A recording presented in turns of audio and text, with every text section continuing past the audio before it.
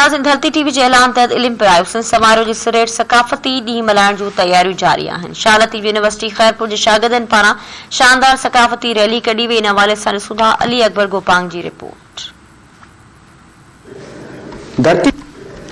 धरती टीवी पारां 5 डिसंबर ते सकाफती ॾींहुं मल्हाइण वारे ऐलान ते सपाफ शालती यूनिवर्सिटी खैरपुर के शागिर्दनि पारां सिंधी टोपू पाए अजरक ओढ़े सकाफती रैली कढी वई।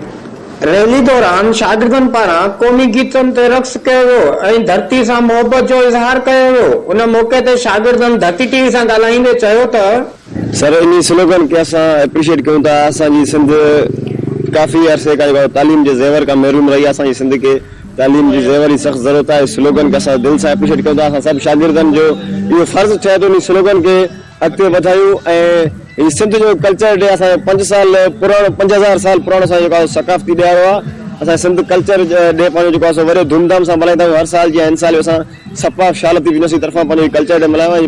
तमाम घना शुक्रगुज़ार आहियूं धरती टीवी वारनि जा ऐं इन्हनि साथियुनि जा दोस्तनि जा। असां सपाफ जे प्लेटफॉर्म तां हे जेकी रैली कढी आहे तव्हां ॾिसी सघो था। हिते तमामु जोश ऐं जज़्बे सां ई ॾियारो मल्हायो वियो आहे ऐं रंग बरंगी हिते जेको आहे लिबास पहिरिया विया आहिनि। तमामु चुराइद आहिनि धरती टीवी जा ऐं प्लस में पंहिंजे शागिर्दनि दोस्तनि जा ऐं सॼी सिंधी क़ौम जा त हीउ हिकु जेको आहे तो माना सकाफती ॾियारो वॾे जोश जज़्बे सां मल्हायो थो वञे।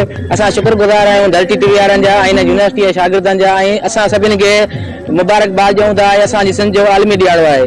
असांजी सिंध बाबुल इस्लाम आहे। इंशाअल्लाह इहा अॻिते बि थींदी ऐं हिन में जेके बि हमरा कमु कनि था जेके बि असांजा सिंधी भाइर आहिनि सभिनि खे हिन मौक़े ते मां मुबारक ॾियां थो ऐं उन्हनि खे इहो ई चवां थो त सिंध लाइ कयो, सिंध लाइ तालीम खे बि ज़रूरु कयो। असांजी भरपूर तैयारी आहे। असांजी PSF जे प्लेटफॉर्म तां असां लतीफ़ यूनिवर्सिटी में रैली कढी आहे।